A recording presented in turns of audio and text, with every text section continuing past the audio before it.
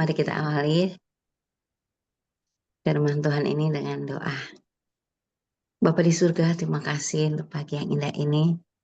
Oleh kasih sayang anugerah kemurahan-Mu Bapa, kami dibangunkan, diberi kesempatan lagi di pagi yang indah ini memuji-muji Engkau. Dan saatnya kami akan mendengarkan firman-Mu. Bapa, mari berbicara kepada kami. Sampaikanlah isi hati-Mu kepada kami. Dan sembunyikan hamba-Mu ini di balik salib-Mu. Sehingga Engkau Allah yang kami puji, kami tinggikan, kami muliakan dalam nama Tuhan Yesus Kristus. Haleluya.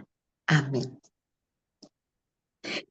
Puji Tuhan, Bapak Ibu yang dikasihi Tuhan, masih dengan topik yang sama, kita akan mendengarkan lagi bagaimana kita hidup harus tetap berjuang, mempertahankan kemerdekaan sejati dengan iman kepada Kristus. Nah, Bapak Ibu, di awal Bapak Pendeta Efrain, Bapak Pendeta Fransi itu sudah menjelaskan banyak hal ya. Ini kita juga hanya akan mengulang kembali bagaimana berjuang itu. Nah Bapak Ibu, kalau kita saat ini ya di Indonesia, di bangsa ini kita sudah merayakan kemerdekaan ya. Beberapa saat yang lalu itu secara politik. Namun Alkitab berbicara tentang kemerdekaan yang lebih tinggi, yaitu kemerdekaan sejati dalam Kristus. Ya, banyak orang secara lahiriah tetap terikat oleh dosa, ketakutan, dan kuasa gelap, dan mereka itu tidak merdeka, Bapak Ibu. Oleh sebab itu, nah kita dipanggil untuk apa? Berjuang. Jadi ada perjuangan.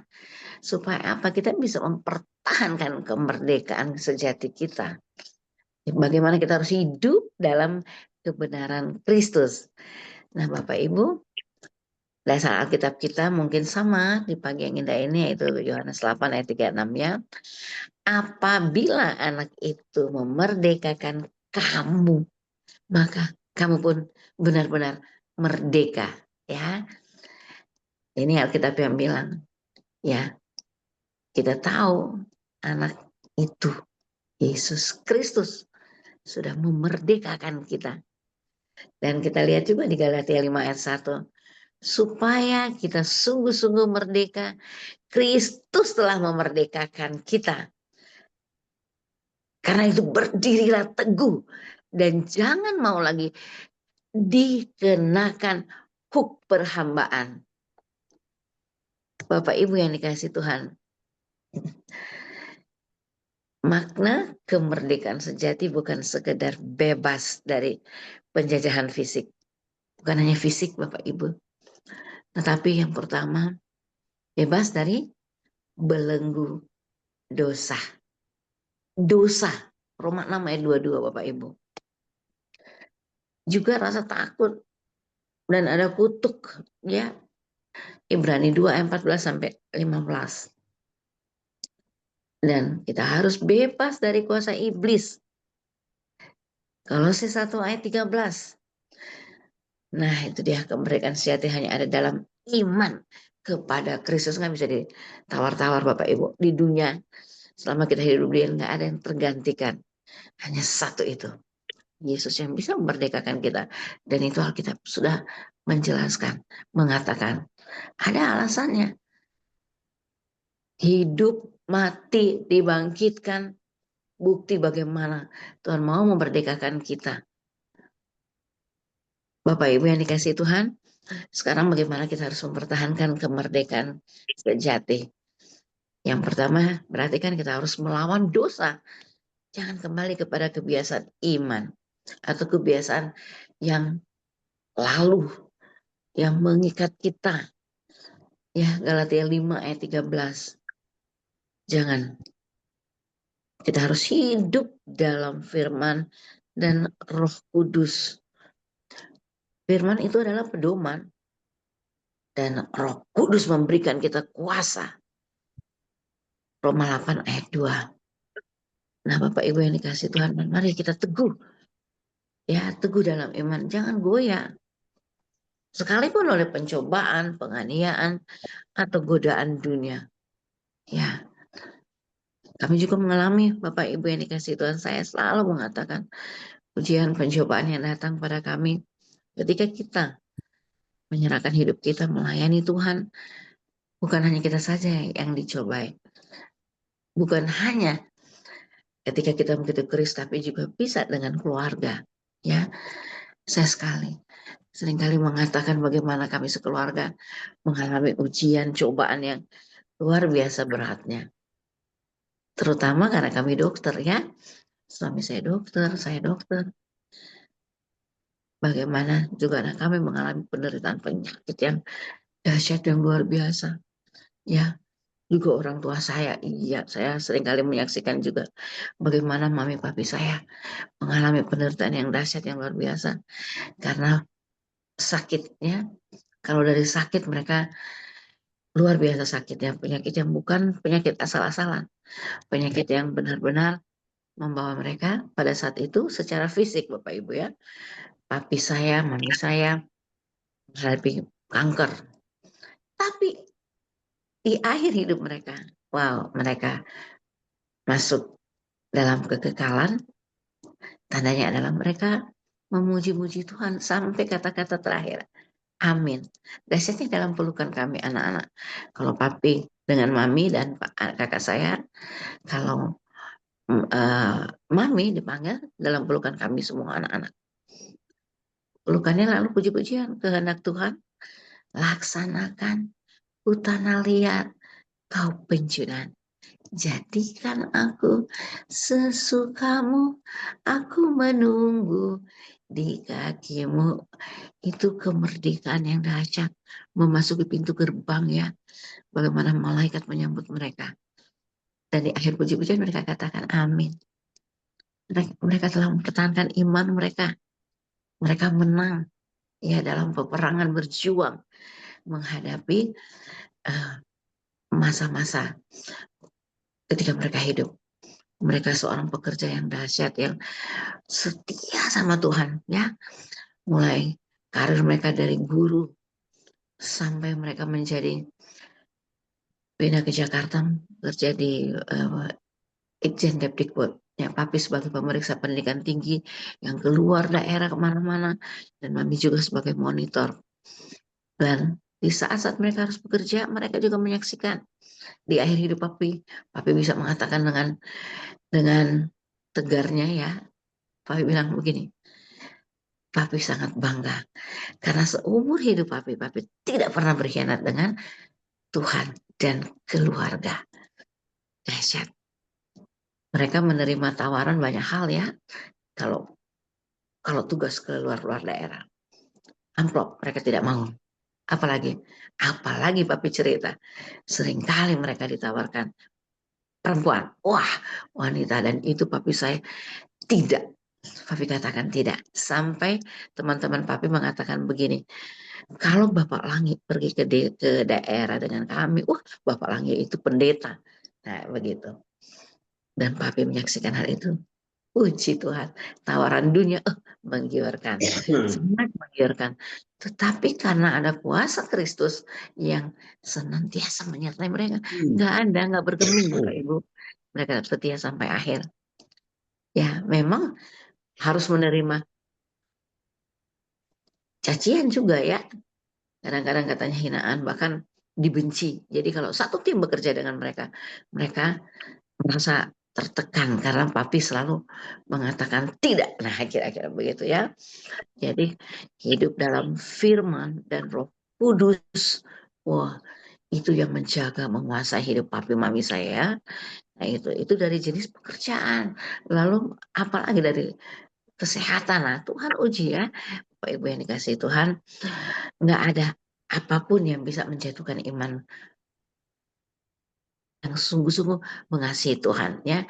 Cobaan apapun, penganiayaan sekalipun ya, dan godaan dunia. Ya, Bapak Ibu,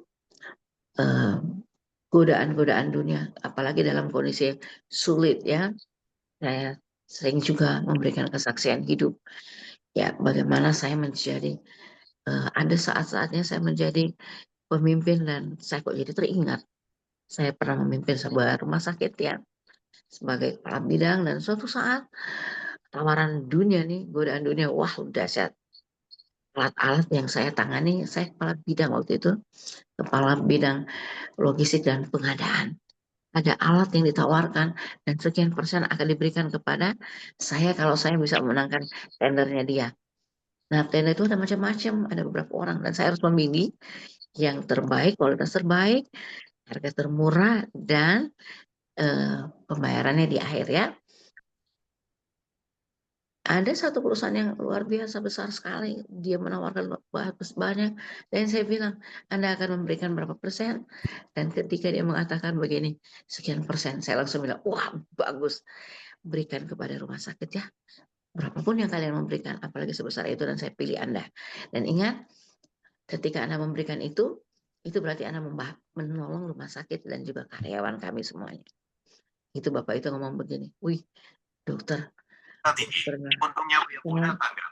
Segera menangkapnya. Tapi merpati itu terbang pergi. maaf, ada yang bocor nih, bisa dimatikan ya." Sampai dibilang begini, belum pernah saya menemukan orang yang seperti Anda, lurus-lurus saja. Dikatakan seperti itu. Bapak Ibu, itu bukan karena untuk dipuji orang, karena memang kuasa dalam diri kita dimunculkan ya, ketika kita menghadapi situasi sulit, sesulit apapun atau situasi godaan-godaan apapun yang kelihatannya menyenangkan. Wah, asik banget ya. Bahkan Bapak Ibu yang dikasihi Tuhan sampai detik ini kami masih terus kontrak rumah. Anak saya ketika dia menjadi seorang sarjana, dia baru jujur mengatakan karena waktu dia masih kecil kami ingin sekali dia jadi dokter dan dia mau. Sampai dia kelas 3, kelas 2 SMA, dia masih mau. Begitu kelas 3 dia bilang begini, "Saya nggak mau jadi dokter." Nah, kira-kira begitu. Nanti sesudah selesai baru dia ngomong begini. Dia sarjana manajemen sekarang ya dari Ukrida. Dia bilang begini, "Saya tidak mau jadi dokter seperti mami papi. Begitu susahnya bersekolah, mahal banget. Tapi sekarang nggak punya apa-apa," katanya. Wah, dia sempat mengatakan begitu. Terus saya bilang, "Tuhan banyak sekali memberikan mami papi, banyak banget. Memang dulu waktu saya masih praktek ya puji Tuhan ya, banyak. Sekarang tidak. Dan memang kami harus merelakan. Ada satu saat ketika suami saya mendapat ujian, ya penyakit yang harus operasi, bypass, kami jual mobil, kami jual tabungan, apalagi begitu persiapan untuk gagal ginjal ya, untuk transplantasi. Kami memang dapat bantuan, tapi kami harus menjual rumah juga dan seterusnya. Apakah itu membuat kami menyesal? Oh tidak, Bapak Ibu, kita harus lewati ya. Jadi eh, apapun godaan dunia, sepanjang kita berjalan dalam kebenaran, Tuhan bela kita, nggak akan tergoda. Nah gitu ya. Dan juga mempertahankan kemerdekaan sejati itu kita harus berbuah dalam kasih dan kebenaran. Ya. Iya, kasih. Bukan hanya kasih kita kepada Allah, kepada Bapa kita, tapi kepada manusia. Loving God dan loving people. Ya, salib itu ya Bapak Ibu. Jadi kita harus melayani sesama. Sepanjang hidup kami sebagai dokter, puji Tuhan, Tuhan kasih kesempatan kami melayani dia. Yang lebih banyak hidup kami pelayanan ke desa-desa. Ya, dan kalau Tuhan izinkan kami selalu pergi waktu Jason anak kami masih bisa sekeluarga Bapak Ibu. Pelayanannya apalagi pasca bencana. Sampai saya dijuluki oleh Kiki Andy, dokter bencana, spesialis bencana. Padahal bukan itu hanya julukan. Panggilan kami sebagai dokter melayani dia. Ya, melayani di masa-masa bencana maupun tidak ya. Artinya kalau Tuhan izinkan kami dipanggil untuk pelayanan kemana aja sebagai dokter ya, terutama pengobatan gratis, apalagi pasca bencana, wah puji Tuhan, dengan cara Tuhan, kami siap. Dan kami memang tidak punya kemampuan untuk mendanai diri kami. Saya selalu berulang-ulang mengatakan ketika wawancara, karena yang kami handalkan adalah Tuhan. Nah Tuhan yang memberikan kami kesempatan dan Tuhan juga yang akan menyediakan. The Lord provided us. Apapun yang kami inginkan untuk melayani Dia, ya, supaya kami memiliki kasih, bisa berbagi, ya, dan tentunya dalam kebenaran. Kebenaran itu dibuktikan dengan cara apa, Bapak Ibu?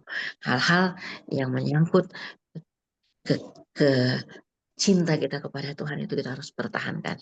Ketika hati nurani kita dekat dengan uh, Roh Kudus, ya, maka sekali lagi kesukaan kita adalah kesukaan yang Tuhan inginkan. Tidak akan tergoda oleh tawaran dunia apapun. Ya, nah, jadi kemerdekaan bukan untuk diri kita sendiri, tapi untuk melayani Dia dan sesama. Galatia 5 ayat 13. Ya, Bapak Ibu, kita bisa mengambil contoh juga kemerdekaan dalam Alkitab. Ya, Paulus dan Silas. Ya, ini semua terkenal kita, ya. Bagaimana mereka tuh mempertahankan iman mereka meskipun dirantai, ya, secara fisik, di penjara. Mereka pada saat itu tetap melakukan apa? Dahsyat, puji-pujian, puji-pujian. Sampai akhirnya rantai mereka terlepas. Malaikat datang membawa mereka. Itu kejadiannya adalah bukan mereka memuji-muji Tuhan, bukan untuk alasannya nanti dibebaskan, tidak. Dari awal mereka sudah muji-muji Tuhan, apapun yang akan terjadi. Tapi Tuhan memperhitungkan iman mereka. Ya, tetap setia.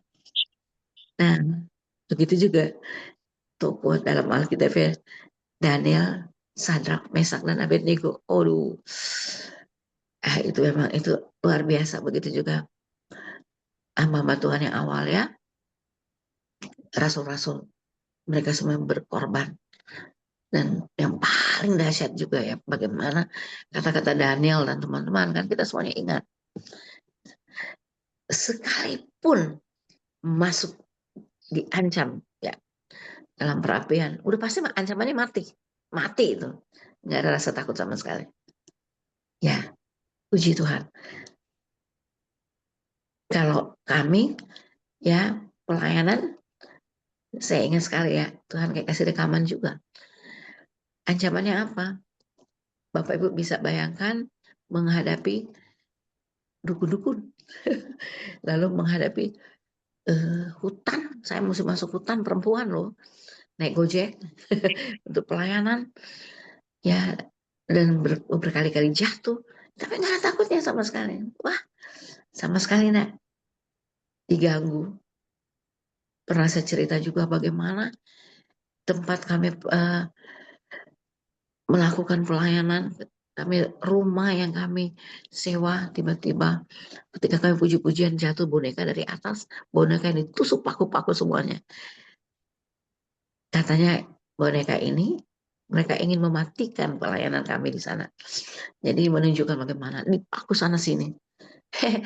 Nggak bisa. Roh yang ada dalam diri kita jauh lebih besar dari roh yang ada dalam dunia ini. Nggak bisa, Bapak Ibu. Ya, kita semuanya mengalami pasti, ya. Pokoknya kita tetap mempertahankan iman kita di dalam pelayanan kita. Ya, nah kita kan datang ke sana sekali lagi bukan hanya sebagai dokter, memenangkan jiwa bagi Kristus. Ya.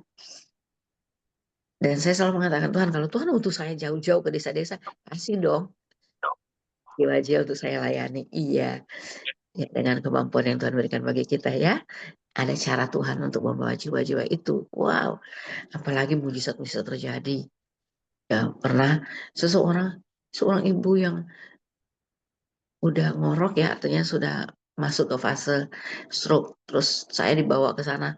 Saya cuman bilang dalam nama Yesus sembuh, dan saya selalu mengatakan begini, Tuhan, apa obat yang saya harus berikan? Kadang-kadang saya suka nangis, ya, dalam doa saya. Tapi sambil saya pegang dalam nama Yesus sembuh. Kasih kesempatan bikin ini, bikin ini. Saya masukkan obat, ya. Ya, waktu itu obat hipertensi karena tesnya tinggi. Lalu saya balik. Saya cuma bilang, saya serahkan Tuhan kepadamu. Saya bilang semua orang itu imannya bukan sama dengan kita. Hampir semuanya seberang. Saya bilang, kalau Tuhan kehendaki dia hidup, ya hidup. Karena ini Tuhan yang punya. Tuhan kehendaki dia sehat, dia sembuh, bisa. Saya balik. Ibu ini seorang omah dan dia dia jualan. Kurang lebih beberapa saat saya disusul, dokter, ibunya udah sadar, udah bangun, udah jualan lagi. Oh, saya ketawa, puji Tuhan. Segala kemuliaan bagi Tuhan. Ya, dan saya selalu mengatakan pada saat-saat seperti itu mendoakan orang di tengah siapapun, saya bilang, saya mau berdoa di dalam nama Yesus. Apakah Bapak Ibu izinkan? Kalau Bapak Ibu izinkan, saya akan doa. Dan hidup orang ini atau hidup kita manusia itu punya Tuhan. Jadi kalau saya doakan terserah Tuhan. Tuhan bilang pulang ya pulang karena milik Dia. Kalau bilang sembuh gampang. Ya, jadi itu yang saya selalu katakan bahwa saya tidak akan takut dimanapun. Ya, saya merasa merdeka di dalam Kristus. Saya tetap harus mempertahankan iman saya. Ya, sekalipun saya harus di depan semua orang yang beda iman, tapi saya hadir di tengah mereka karena Kristus dan saya tidak pernah malu. Ya, di suatu kesempatan di pasca bencana di ujung Indonesia ini ya Bapak Ibu, semua orang datang dengan memakai kerudung untuk walaupun dia pendeta, mau saya anak Tuhan. Saya kaget, saya bilang, saya disuruh pakai itu untuk harga yang menghormati. Oh tidak, saya bilang, tidak, saya tidak bisa pakai itu karena saya datang sebagai anak Tuhan, ya murid Kristus. Kalau saya memakai atribut itu atau saya mengikuti semua aturan, sama aja, saya berbohong, berdusta, dan kuasa Tuhan tidak akan hadir, saya katakan. Kira-kira begitu. Jadi saya kemana-mana tidak. Saya sendiri mungkin pada saat itu. Di tengah-tengah. Tetapi yang terjadi apa? Tuhan kirim ratusan pasien untuk saya tangani. Ya pasca bencana itu. Dari pagi sampai malam. Setengah malam pun dibangunkan. Dan saya tidak pernah capek-capeknya. Memang waktu itu masih muda ya. Tuhan kasih kekuatan ekstra. Dahsyat. Dan saya, wow dahsyat. Orang-orang yang datang menakutkan. Tetapi apa saya hadir? Sekali lagi dengan kuasa Tuhan ya. Jadi jangan pernah kompromi untuk melakukan satu sekalipun kebaikan dan kompromi nggak boleh. Mempertahankan iman mati sekalipun. Bapak Ibu yang dikasih Tuhan. Ya, Kristus sudah memberikan contoh yang dahsyat dan itulah hidup kita. Kita milik Kristus. Nah, sekarang sekali lagi kita dipanggil untuk hidup dalam kemerdekaan. Sampai kapan Bapak Ibu? Sampai mati, sampai akhir hidup kita. Ya. Karena ada janji firman Tuhan Bapak Ibu. Kalau kita tetap setia, kita akan mendapatkan mahkota kehidupan. Wih, kita mati, tapi ada kehidupan kekal. Iya, kita semua tahu itu juga ya. Oke, dan Bapak Ibu, kita akan tetap berjuang mempertahankan kemerdekaan itu. Sekali lagi dengan iman, doa, dan hidup kudus. Ingat, tanpa kekudusan, tidak seorang pun berkenan kepada Allah. Tidak seorang pun bisa melihat Bapak kita. Iya, memang Bapak Ibu yang dikasih Tuhan. Ada beberapa hal lagi, yang lain lagi, yang membuat manusia nggak merdeka atau terbelenggu. Ya kita bisa bahas itu dalam terang Alkitab juga ya. Bagaimana manusia itu terbelenggu. Kok nggak bisa? Kenapa nggak bisa merdeka? Iya, Alkitab katakan dalam Yohanes 8 ayat 34, setiap orang yang berbuat dosa adalah hamba dosa. Dosa itu membuat manusia terikat. Tidak bebas melakukan kebaikan Allah. Pasti jauh dari Allah. Ya, kita sudah bahas tadi dosa. Ya, ya. Juga dalam Ibrani 2 ayat 15 bagaimana ada rasa takut. Kenapa? Takut mati. Kayaknya manusia diperbudak oleh ketakutan akan maut. Aduh, padahal Tuhan sudah katakan maut itu sudah dikalahkan oleh Tuhan Yesus. Caranya gimana? Dia sudah turun ke dalam dunia orang mati. Menyelamatkan, ya, dan dia bangkit kembali. Bukti bahwa maut sudah dikalahkan. Hidup kita nggak lagi. Tidak ada lagi rasa ketakutan. Enggak, Bapak Ibu. Di dalam Kristus kita memiliki kehidupan yang kekal. Ya, jadi jangan. Apalagi ada perasaan takut gagal, takut miskin, takut ditolak. Aduh. Gara-gara itu kadang-kadang kita akhirnya hidup tidak dalam sukacita karena takut. Ya, takut miskin, takut ditolak. Bapak Ibu yang dikasih Tuhan, apa sih yang kita mau pertahankan ya di dunia ini? Nggak ada.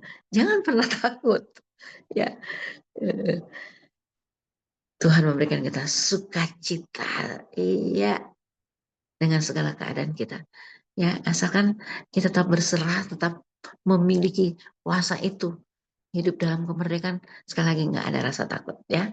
Nah, Bapak Ibu yang dikasih Tuhan, ada lagi satu kebiasaan-kebiasaan buruk yang tanpa disadari ya. Seringkali hamba Tuhan juga ada yang terjerat dengan hal ini ya. Nah, mungkin kita terus doakan ya. Misalnya ini kecanduan akan apa, alkohol. Ada juga yang narkoba ternyata ya.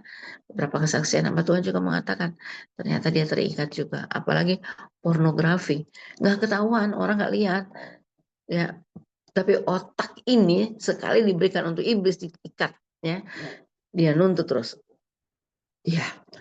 Nah, sekarang apa? Tantangan kita gadget. Ya. Oke. Juga sekali lagi banyak hal yang membuat kita dibelenggu oleh dunia ini, keinginan daging juga ya. Nah, Bapak Ibu, bagaimana mengalahkan itu? Ayo dong, ingat baik-baik, itu percuma, itu tidak ada nilai kekekalan sama sekali, itu membawa kita gagal. Ya, kebiasaan-kebiasaan buruk ini membuat kita gagal. Kita cinta siapa sih? Cinta dunia atau cinta Tuhan? Nah, kira-kira gitu. Ya, berani mengatakan tidak untuk hal-hal yang membuat kita senang. Itu hanya sementara. Ya, Bapak Ibu. Nah, hal ini eh, saya selalu berdoa begini Bapak Ibu. Tuhan, biarlah kuasamu saja, otoritasmu saja yang menjaga setiap hamba Tuhan. Jangan biarkan mereka jatuh. Jangan Tuhan. Apapun itu. Ya, karena memang iblis senang sekali ya menipu kita. Segala tipu daya iblis ya. Dan kejahatan tipu daya memang hanya dari iblis. Yohanes 5 ayat 19 ya. Dunia memang dikuasai oleh si jahat. Tapi kembali lagi. Roh yang ada dalam diri kita jauh lebih besar daripada roh yang ada dalam dunia ini. Jangan takut. Nah, Bapak Ibu yang dikasih Tuhan, kadang-kadang juga beberapa teman ya mengikuti ajaran yang dia percaya Kristus, tapi hukum Taurat dia juga yang membuat dia beban, membebani hidupnya. Harus begini, jangan begitu. Padahal Kristus sudah memerdekakan kita dari hukum. Ya, jangan lagi hidup dalam legalisme. Merasa tertindas oleh aturan tanpa kasih karunia. Padahal kita sudah hidup dalam kasih karunia ya. Bapak Ibu lah, Galatia 5 ayat 1. Hidup dalam kasih karunia. Iya, puji Tuhan. Nah, kadang-kadang juga ada kepahitannya, luka batin. Akhirnya itu beban. Beban dendam kita, sakit hati kita, kepahitan. Akhirnya kita nggak bebas ya. Efesus 4 ayat 31 katakan, buanglah segala kepahitan, kemarahan, dan fitnah. Ya, saya selalu kasih contoh, saya mengalami begitu banyak hal-hal ini ya. Banyak sekali dan itu sangat-sangat secara dunia. Orang bisa balas dendam. Tapi saya selalu mengatakan begini Bapak Ibu. Biar dia berhadapan dengan Tuhan. Tapi kita juga harus mendoakan biar kasih karunia Tuhan membuat dia sadar. Sehingga dia tidak melakukan lagi untuk orang lain. Nah kira-kira begitu. Iya. Nah Bapak Ibu yang dikasih Tuhan. Ada juga hal yang membuat kita terbelenggu. Ya, kecemasan, kekhawatiran. Ya, Matius 6 ayat 25-26. Padahal firman Tuhan ini mengatakan, kalau kita khawatir nggak akan menambah sehasta umur kita. Ya, ketika papi saya meninggal, kami harusnya beli tanah. Harusnya kami mobilnya belum selesai. Ya, pada saat itu tapi kami setiap pagi membuat mesbah syukur ya. Kita doa tiba-tiba ada pintu diketok. Bapak Ibu kita sudah nggak ada uang nih mau bayar ini bayar itu. Saya masih kuliah, adik saya masih kuliah, kami bertiga ya masih dalam bimbingan, masih perlu biaya banyak. Papi meninggal. Terus saya bilang saya tidak mau melanjutkan sekolah lagi lah, atau berhenti dulu biar adik saya dulu, dan nanti kalau sudah ada kemampuan balik lanjut. Nah, ketika itu rencananya. Pagi-pagi itu kita mesbah keluarga, lalu ada firman Tuhan ya, burung dia pelihara. Ya, ada ketukan pintu. Ya, ketika kami buka, teman papi datang, dia bilang begini, ini uang. Papa beli rumah tapi belum lunas, tetapi kami karena papa sudah meninggal, Pak Langit sudah meninggal, uang ini kami kembalikan, tanah itu tidak akan kami jual sampai kapanpun, sampai kalau memang keluarga masih mau beli, mau melunaskan bisa, tapi uang ini kami berikan. Bayangkan Bapak Ibu, uang itu pas untuk bayar mobil yang kami ya, yang masih cicilan, juga bisa untuk bayar kuliah kami dan bisa untuk hidup sehari-hari. Ya di awal-awal karena mami pada saat itu harus istirahat juga.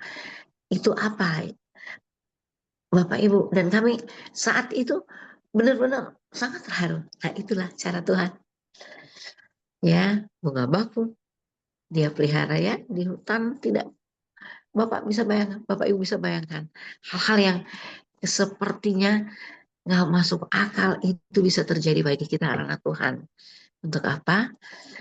Ya, supaya kita jangan, ngapain juga kita khawatir, karena hidup ini punya Tuhan.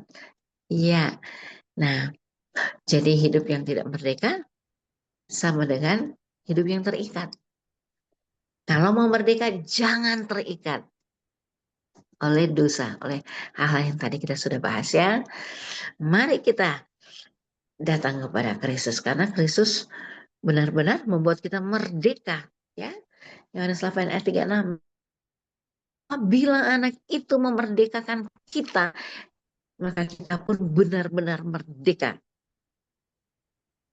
Jadi kita memiliki kemerdekaan. Dengan ayat ini menunjukkan bahwa kemerdekaan sejati kita hanya ada dalam Kristus. Ya. Manusia bisa dibebaskan dari hamba dosa. Dan hanya Kristus yang memberikan kebebasan yang hakiki. Pegang terus Kristus sampai mati. Amin. Kita berdoa. Makasih banyak Bapak di surga. Kami bersyukur untuk firman-Mu di pagi yang indah ini. Kemerdekaan hakiki kami hanya ada dalam Kristus. Sepanjang hidup kami tidak mau terikat oleh dosa. Tidak mau diperhamba oleh hal-hal duniawi yang menyesatkan kami. Yang membuat kami masuk ke dalam jurang maut. Kami ingin hidup. Ketika kami hidup, kami tetap di dalam Tuhan. Terikat dalam kasih Kristus. Sehingga kami mati. Maka kami beroleh mahkota kehidupan. Dalam nama Yesus. Haleluya. Amin. Puji Tuhan. Saya serahkan